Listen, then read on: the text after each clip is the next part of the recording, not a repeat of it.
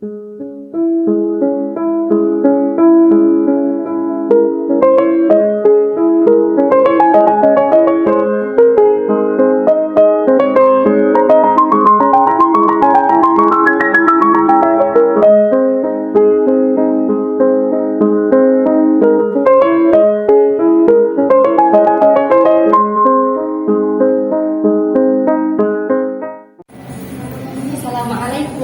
Waalaikumsalam. Dengan Mbak siapa ini? Nama aku Rahma. Oh, dengan Mbak Rahma. Mbak Rahma kesini naik apa? Aku kesini naik sepeda. Oh, naik sepeda sama siapa? Sendirian. Oh, sendirian. Oke, Mbak Rahma. Di sini saya mau perkenalkan diri dulu ya. Jadi saya di sini adalah seorang konselor yang nama saya itu Kiki. Nah, di sini saya akan mencoba memandu Mbak Rahma selama proses konseling malam ini ya. Kalau boleh tahu Mbak Rahma ini mahasiswi atau kerja atau gimana? Ya, saya mahasiswi kuliah di Unisala Surabaya. Saya ambil prodi Tasawuf Psikoterapi di Fakultas Sosiologi dan Filsafat. Oh gitu. Untuk alamat rumahnya? Alamat saya di Grek Sari, Sidoarjo. Oh, Grek Sari. Jarak dari rumah ke kampus kira-kira berapa menit? Sekitar 20 menitan. Oh, sekitar 20 menit. Oke, kalau kayak gitu. Mbak Rahma ini dari berapa bersaudara? Anak berapa? Saya anak kedua dari 3 bersaudara. Oh, oke, kalau kayak gitu. Orang tua kerja apa? Orang tua saya dua-duanya kerja di pasar. Oh, di pasar. Ya, dagang. Oke, kalau kayak gitu. Di sini saya menegaskan ulang ya kepada Mbak Rahma. Kalau di sini saya tidak membantu menyelesaikan menyelesaikan masalah dari Mbak Rahma, tetapi di sini saya hanya membantu mencarikan solusi agar Mbak Rahma bisa menyelesaikan masalahnya dengan sendiri gitu ya. Lalu Mbak Rahma juga tidak perlu takut akan data-data diri dari Mbak Rahma, karena di sini itu ada pedoman yang sudah diikat dari bimbingan konseling, yaitu angsa rahasia, yang dimana data-data Mbak Rahma dan juga masalah-masalah Mbak Rahma itu tidak akan tersebar luas, begitu ya. Oke, mungkin bisa diceritakan nih, apa sih masalah yang ada Mbak Rahma? Ya, jadi gini Mbak, aku itu kan anak kedua dari 3 bersaudara. Nah, tapi anehnya orang tuaku ini pilih kasih sama aku. Jadi beliau sayang sama kedua saudara aku, tapi aku selalu dimorduakan. Aku selalu gak pernah disayangi sama ibu bapak aku. Oke, mungkin bisa diceritakan lebih spesifik ya, maksud dari pilih kasihnya itu ya seperti apa? Nggak tahu ya Mbak ya, mulai dari kecil sampai sekarang itu aku pengen apa-apa mesti nggak pernah dituruti. Beda kalau kakakku yang pengen atau adikku yang pengen. Bahkan kalau aku yang pengen, ya aku pengen beli ini, malah nggak usah, kamu pakai gas kakakmu aja, selalu gitu. Oke, kalau kayak gitu, pernah nggak sih Mbak Rahma ini mendapatkan perlakuan yang tidak sama oleh kakak atau adiknya Mbak Rahma? Pernah, sering malahan. Oh sering. Oke, mungkin ada kejadian mungkin yang bisa masih teringat di benak Mbak Rahma. Sebenarnya kejadiannya sih banyak ya Mbak ya. Tapi salah satunya yang paling melekat gitu di hatiku itu waktu dulu aku pengen beli sepatu kan, aku bilang ke ayah, ya aku pengen beli sepatu gitu. Tapi malah yang dibeliin itu kakakku dan adikku. Gitu. Oke. Mungkin Mbak Rahma itu ngerasa kayak orang tuanya kurang memandang gitu ya dari si Mbak Rahmanya. Oke. Lalu pernah nggak sih Mbak Rahma ini kurang diperhatikan? Pernah. Sering juga. Oke. Lalu pernah nggak Mbak Rahma ini orang tua Mbak Rahma ini memberikan kasih sayang hanya pada salah satu keluarga? Maksudnya memberikan salah satu kasih sayang dari kakak atau adik Mbak Rahma? Iya, orang tua aku lebih sayang sama kakak sama adik aku daripada sayang sama aku. Contohnya aja, beliau berdua itu jarang banget mengapresiasi prestasi aku. Dulu aku waktu kecil itu sering banget dapat ranking 1 kalau pas ujian kan. Tapi orang tuaku malah menganggap hal itu remeh, halah menuai gitu. Tapi kalau adikku atau kakakku yang ranking 1 atau dapat juara lomba apa, itu mesti langsung diapresiasi dan dibeliin hadiah-hadiah gitu. Aku jadi iri gitu sama saudaraku. Oh, oke, mungkin. Lalu pernah nggak sih Mbak Rahma ini memikirkan sesuatu hal buruk tentang orang tua Mbak Rahma dari perilaku orang tua Mbak Rahma itu? Pernah, ya. Kira-kira pemikiran itu ya seperti apa? Aku sempat mikir, aku berpikiran negatif ya. Ya. Masa sih aku ini bukan anak kandung dari ayah ibuku? Masa sih aku ini cuma anak buangan atau anak yang selalu bawa sial buat orang tua aku, sampai aku mikir gitu. Oke. Itu mungkin sebuah pikiran yang sudah benar-benar melekat ya, karena sudah terlalu sering gitu ya. Oke. Jadi di sini saya bisa menyimpulkan sementara bahwa Mbak Rahma ini merasa kalau orang tua Mbak Rahma ini pilih kasih ya, selalu membanding-bandingkan. Dan Mbak Rahma ini juga merasa iri dengan kakak atau adiknya Mbak Rahma karena orang tua Mbak Rahma ini terlalu sering memperhatikan kakak dan juga adiknya Mbak Rahma gitu ya. Oke. Lalu pernah nggak sih Mbak Rahma ini protes sama orang tua Mbak Rahma ketika Mbak Rahma diperlakukan seperti itu? Pernah. Protes yang bagaimana? Aku pernah bilang ke ayah,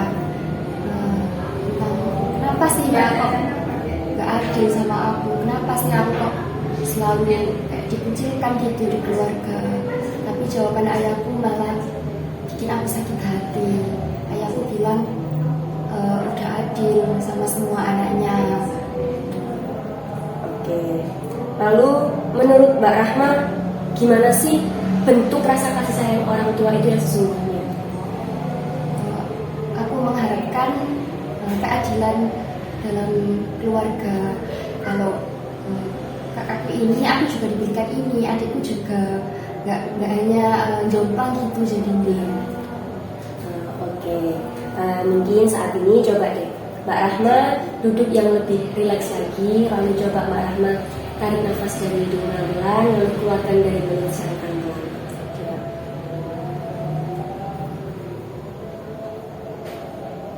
Sudah?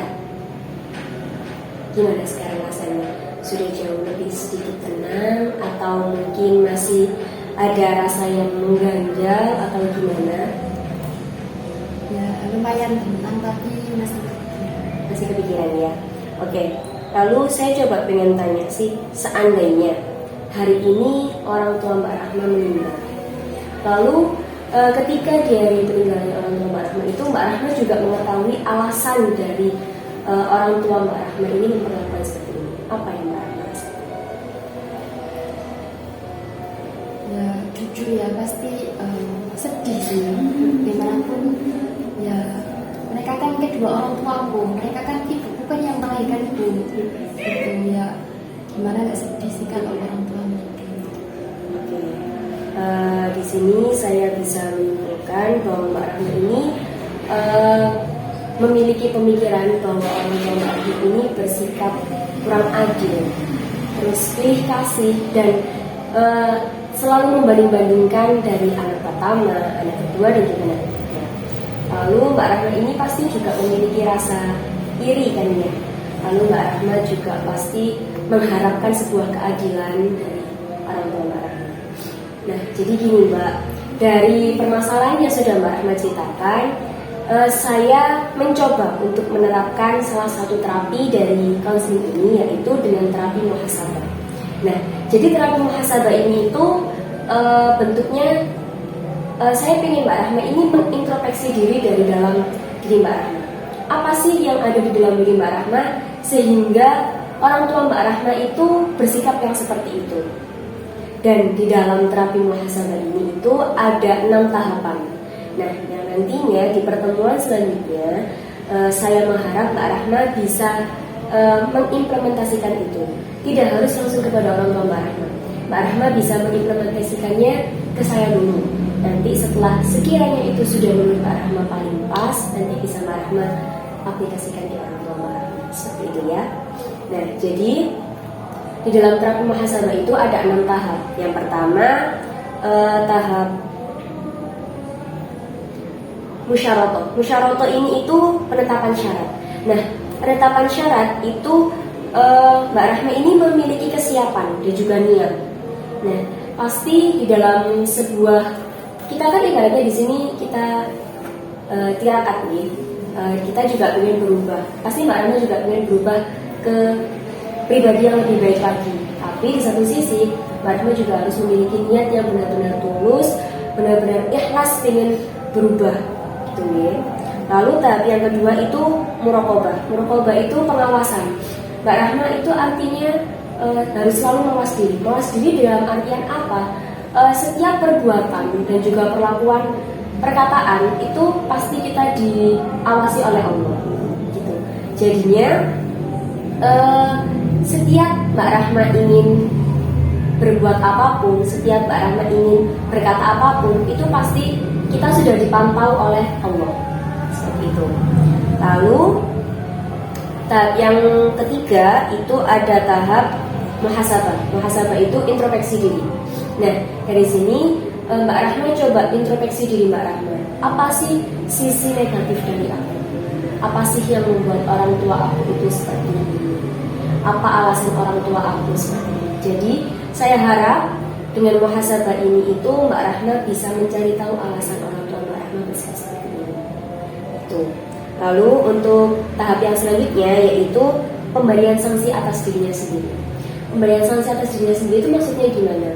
Jadi ketika Mbak Rahma sudah benar-benar berubah, lalu Mbak Rahma sakit hati kembali dengan orang tua Mbak Rahma sudah harus bisa memiliki sanksi di dalam dirinya Mbak Rahma sendiri. Misal, jika aku melakukan hal yang seperti itu lagi, aku harus apa?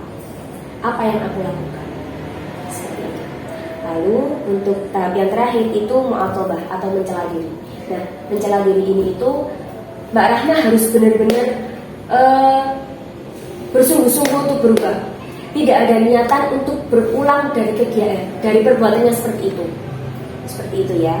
Jadi saya harap dari beberapa tahap yang tadi itu Mbak Rahma bisa mengimplementasikan. Bisa coba berpikir-pikir dulu, apa sih alasan orang tua aku seperti itu. Gitu ya. Sudah paham? Mungkin ada yang mau ditanyakan lagi. Sejauh ini sudah paham. Sudah paham ya. Mungkin kita bisa selesaikan proses konseling untuk pertemuan kali ini.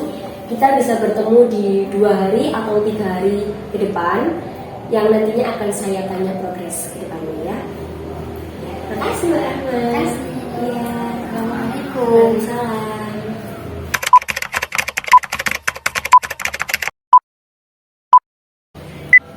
Assalamualaikum. Waalaikumsalam.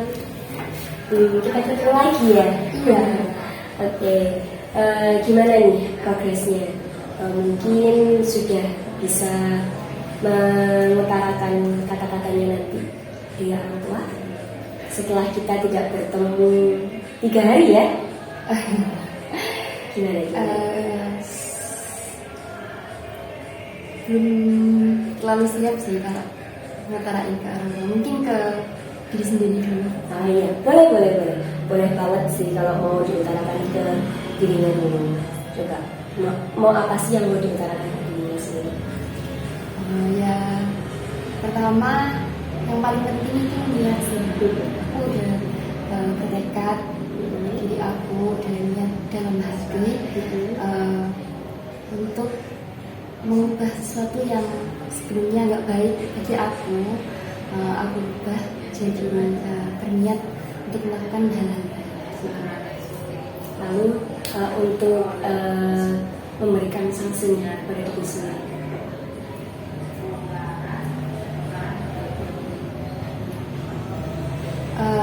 Aku ya menyadari dosa-dosaku juga sih, kayak aku aku sering bantah orang tua, terus jadi sering menyendiri juga, jadi pendiam, sering negatif thinking kayak gitu. Lalu apa sih yang dapat kamu introspeksi diri kamu sehingga orang tua kamu itu bersikap seperti itu?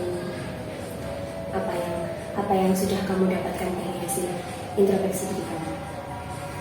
Ya, aku mendapati diriku yang dulu emang banyak hal-hal buruk yang ada dalam diriku.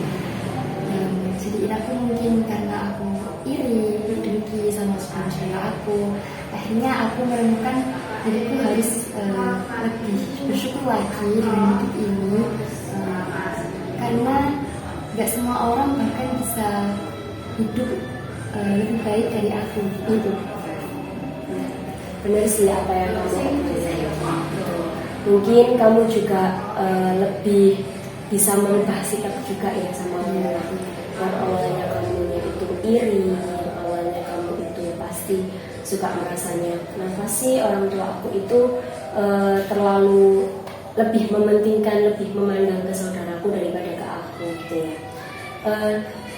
Lalu apa sih yang membuat kamu itu ingin berubah?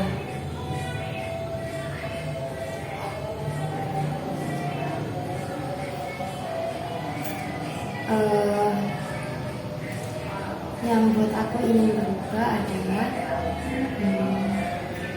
ya aku menyadari diriku, aku ingin berubah menjadi lebih baik lagi.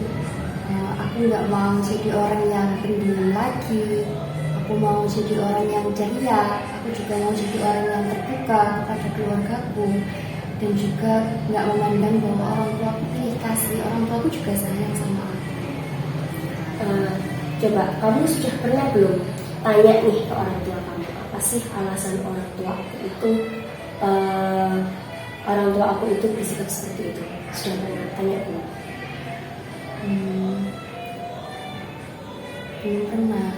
Jadi belum sempat tanya ya? Itu belum sempat tanya karena malu atau emang belum ada keinginan untuk tanya, atau aku orangnya malu mengungkapkan kepada orang tuaku, baik itu berupa maaf atau ucapan terima kasih atau bahkan ucapan sayang. Jadi nggak terbiasa. Oke. Jadi menurut saya kamu ini sudah paham ya dengan tahap-tahapan yang sudah ada di terapi Mahasabha ini. Jadi saya harap dengan apa yang kamu ungkapkan ke diri kamu ini bisa kamu ungkapkan ke orang tua kamu juga, bisa kamu terapkan ke diri kamu juga. Dan saya berharap ketika kita ketemu nanti, saya pengen tahu progres kamu yang jauh lebih baik ke depannya gimana.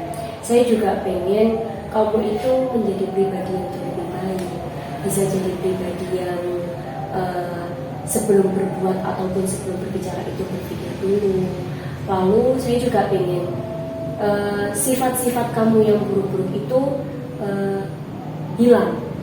Karena kalau seandainya sifat itu kamu terus-terusan ada di dalam diri kamu, itu nantinya akan merugikan diri kamu sendiri. Bukan hanya diri kamu sendiri, tetapi di keharmonisan keluarga kamu juga pasti akan terganggu. Gitu ya. Oke, semangat. Dan ya, saya berharap perubahan yang jauh lebih baik dari kamu. Nanti kita bisa bertemu di lain hari, mungkin bisa 1 minggu, mungkin bisa 2 minggu. Saya tunggu kabar dari kamu, dan tetap semangat, tetap ceria. Apapun masalah kamu, jangan malu untuk bercerita, karena kalau kamu itu memendam masalah itu sendiri, dan itu juga nggak baik buat diri kamu. Gitu ya. Semangat. Ya udah, aku balik dulu. Ya, kasih ya. Iya.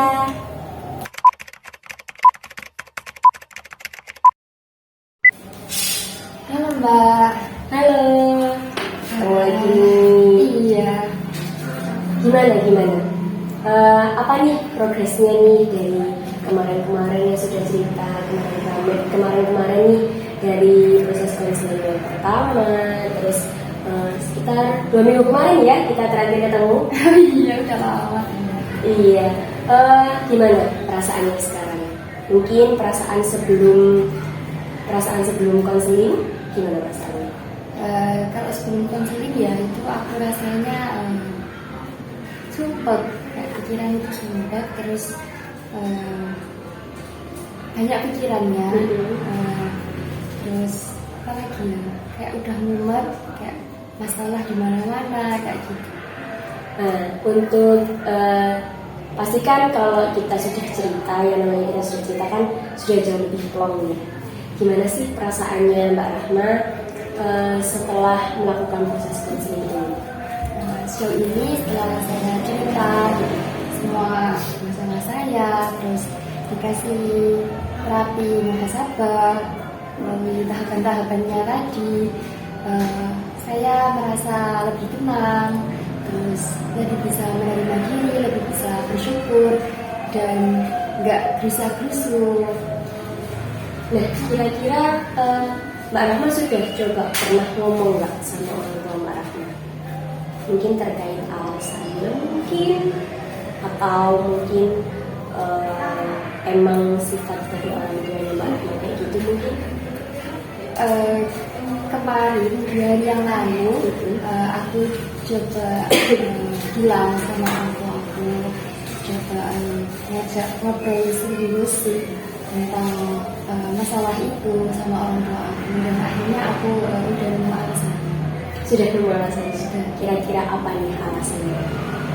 Jadi sebenarnya nggak sepenuhnya salah orang tua aku juga salah di sini. Jadi orang tua aku itu kecewa sama sikapku. Gimana kalau waktunya aku berkeluarga, aku malah nggak bisa, aku nggak ikut. Terus aku juga nggak bisa ngasih feedback yang baik sama orang tua aku. Jadinya dampak dari aku kayak gitu, orang tua aku jadi pilih kasih. Jadi intinya itu orang tua Mbak Rahma kayak gitu karena sifat Mbak Rahma sendiri. Nah, kira-kira nih Mbak Rahma sudah bisa merubah nggak sifat Mbak Rahma yang awalnya mungkin tidak bisa menerima feedback baik ya, tidak memberikan feedback baik ke keluarga Mbak Rahma? Kira-kira sudah berubah nggak? Sudah dilakukan sehari-hari nggak selama ini? Setelah menerima terapi muhasabah ini, aku udah bisa nerapin hal-hal baik di dalam diri aku. Alhamdulillah, makasih banyak. Sama-sama. Justru di sini aku malah senang banget. Kamu sudah bisa menemukan jalan keluarnya sendiri. Kamu sudah bisa menyelesaikan masalah kamu sendiri. Dan saya juga bangga kamu bisa menyelesaikan masalah kamu. Kamu bisa memberikan solusi buat diri kamu sendiri. Di sini saya tidak membantu kamu, tapi kamu yang berusaha mencari jalan keluar itu sendiri.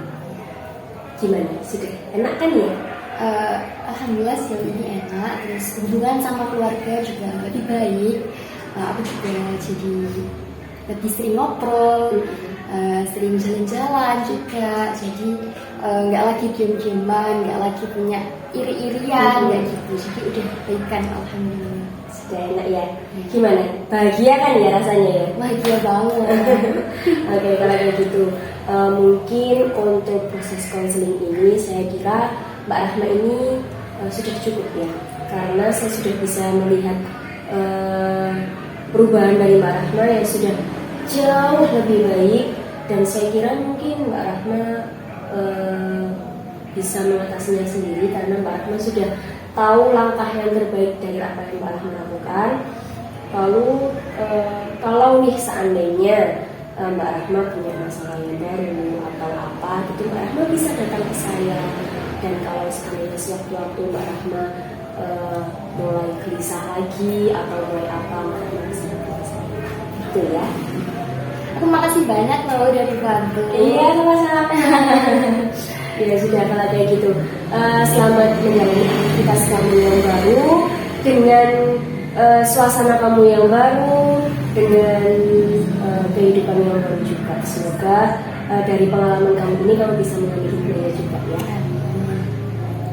Makasih, aku pulang dulu. Iya, ya. Ya.